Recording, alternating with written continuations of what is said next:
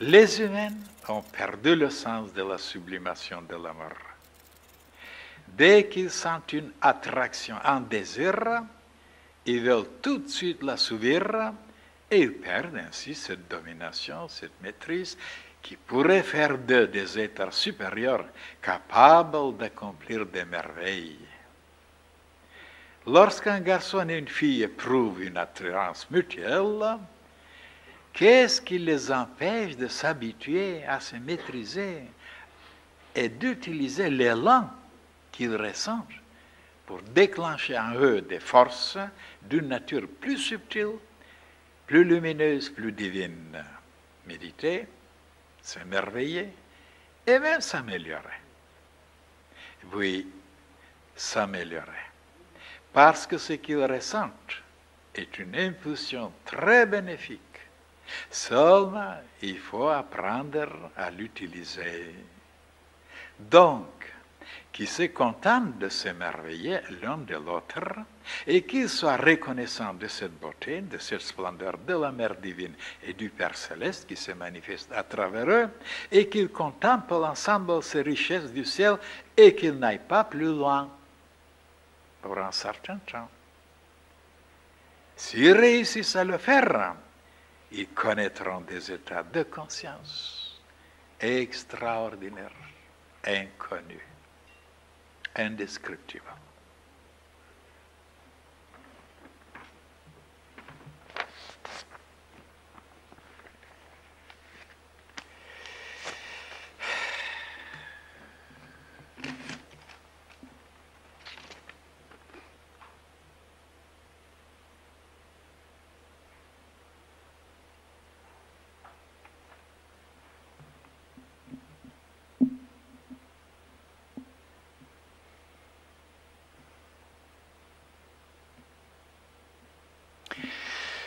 Voilà une page, mes chers frères et sœurs, dont j'ai déjà parlé à ce sujet, et comment sublimer la force sexuelle.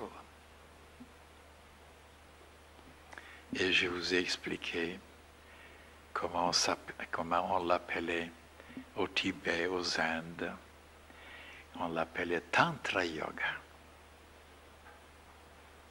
Qu'il y avait des yogas tellement différents, comme Jnana Yoga, Bhakti Yoga, Hatha Yoga, Kriya Yoga, Agni Yoga, Shabda Yoga, ainsi de suite, Raja Yoga. Donc il y avait des yogas, mais alors une quantité pour les qualités, les facultés, les possibilités dont les personnes pouvaient disposer. Celui qui voulait se maîtriser, il choisissait Raja Yoga. Celui qui voulait développer l'amour, le dévouement, le désintéressement de travailler pour les autres, il prenait Bhakti Yoga. D'ailleurs, les chrétiens, ils se sont arrêtés seulement sur Bhakti Yoga, ça veut dire l'amour vers le Christ, ou vers le ciel, vers le Père céleste. Et voilà qu'il y avait Hatha Yoga aussi. Oh là là, si je dois vous expliquer maintenant.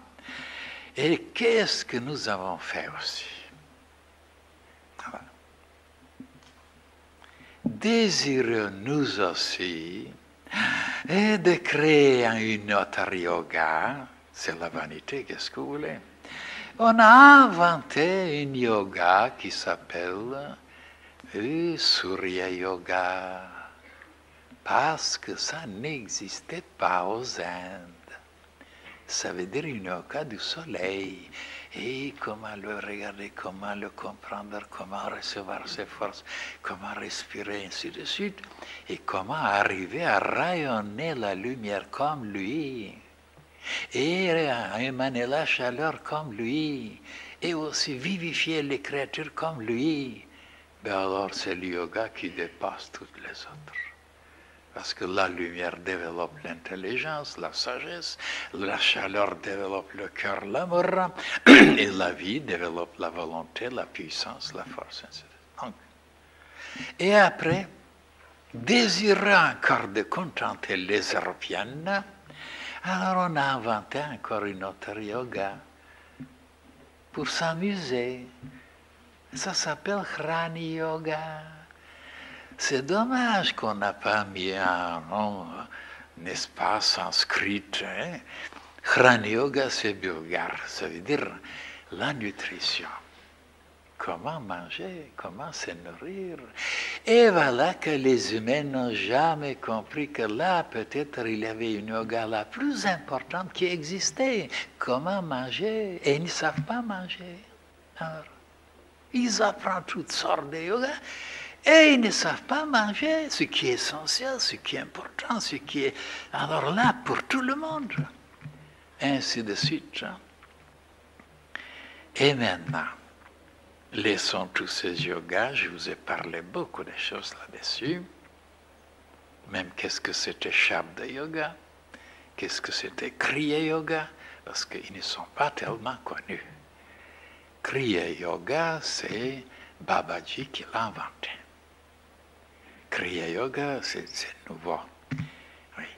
Shabda Yoga, ça c'était connu pour le verbe, pour la parole, la puissance. Vous voyez, du son. Mais Kriya Yoga, c'est Babaji que j'ai rencontré, comme vous savez, aux Indes. Plutôt, c'est pas moi qui l'ai rencontré parce que c'était impossible de savoir où le trouver. C'est lui qui décide de venir vous voir parce qu'il se déplace partout où il veut, il est libre. Et c'est lui qui est venu me voir là où j'étais dans les Himalayas. Il a envoyé un de ses disciples, ce n'est pas lui qui est venu personnellement quand même. Il a envoyé un de ses disciples exactement là où j'étais, sur les hauteurs. Et il m'a invité. C'est formidable ça. Je vous ai parlé beaucoup sur lui, sur beaucoup de choses, mais pour le moment, prenons cette page. Qui est celui qui ne s'intéresse pas de ce problème qui est le problème sexuel? Le monde entier est en train de se noyer, de patauger, de s'asphyxier, de se démolir, n'est-ce pas, de s'affaiblir, ainsi de suite, parce que cette lumière n'est pas donnée encore aux humains. Et qu'est-ce qu'il y avait? Ben, c'est deux côtés. Un côté qui vous disait il faut être puritaine, il faut être chaste et vierge, il ne faut pas toucher la femme, c'est le diable lui-même. Alors donc on s'abstenait, on devenait malade, détraqué. Et alors les docteurs se réjouissaient.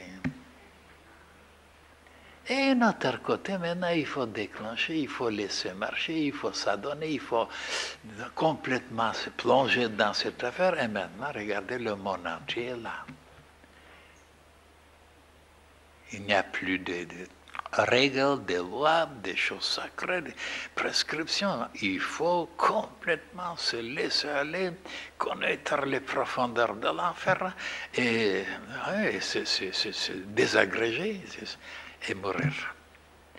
Et moi, je vous ai parlé longtemps là-dessus, que tous les deux côtés étaient mauvais. Ni la première, ni la deuxième. Et je vous ai donné une troisième méthode parmi les meilleures. De toujours aimer, mais de savoir comment aimer. Jour et nuit sans arrêt d'aimer. De ne jamais s'abstenir.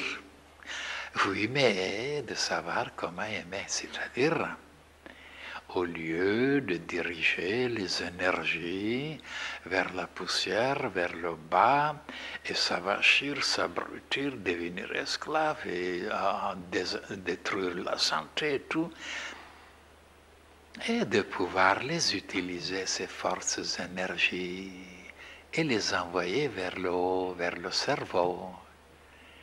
Comme quand je vous ai parlé de la force Kundalini, et le serpent Kundalini, qui était la force forte de toutes les forces, et qui se trouvait à coccyx, en bas de la colonne vertébrale, et qu'il était enroulé, il était enroulé, le serpent, et il était en sommeil, et que par des méthodes, voilà, aux Indes et au Tibet, on arrivait à réveiller ce serpent Kundalini, et le disciple arrivait à la faire monter à travers Sushumna, dont je vous ai expliqué, les deux canaux, Ida et Pingala, jusqu'à le centre Sahasrara, et c'était Shiva. Shiva habitait là. Alors, donc, le côté féminin, Kundalini, c'était le principe féminin, et qui montait jusqu'à le principe masculin, Shiva. Et ce qui est extraordinaire aussi, je vous ai expliqué, que le principe féminin, en général, ne bouge pas, il reste, il attend le principe masculin de se débrouiller, de venir le chercher, ainsi de suite, lui faire la cour et tout le reste. Tandis qu'ici, c'était le contraire. C'était le principe féminin qui se déplaçait comme une espèce de feu, et c'est le principe masculin qui était immobile, qui ne bougeait pas. Hein? Shiva ne bougeait pas. Et voilà qu'on l'appelle le destructeur, Shiva. L'intelligence humaine, c'est la destructrice de tout, qui démolit. Tandis que Brahma, qui crée les choses, Vishnu, qui maintient, qui protège, et Shiva qui détruit. Alors c'était le contraire. Lui, il était immobile et le principe féminin était mobile. Tout ça, laissons maintenant tout ça. Revenons maintenant vers la question. Donc, la troisième méthode, c'est d'aimer.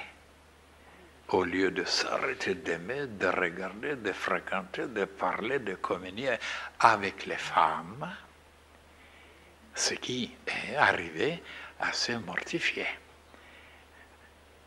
On n'avait plus la vie, aucune inspiration, aucun stimule, on devenait un eunuque. Tandis que d'aller maintenant se jeter éperdument pour satisfaire et contenter jour et nuit ce côté sexuel, comme aujourd'hui on le fait, et bien c'est complètement de disparaître. C'est désagrégé. Donc les deux côtés étaient nocifs. Le troisième côté était bénéfique, était constructif, était extraordinaire. On ne perdait rien, au contraire, on était toujours émerveillé, toujours enchanté, toujours en extase, toujours dans des états extraordinaires. Et en même temps, on devenait plus intelligent, plus esthétique, voilà, plus subtil, plus rapide, plus puissant, plus compréhensible et plus beau.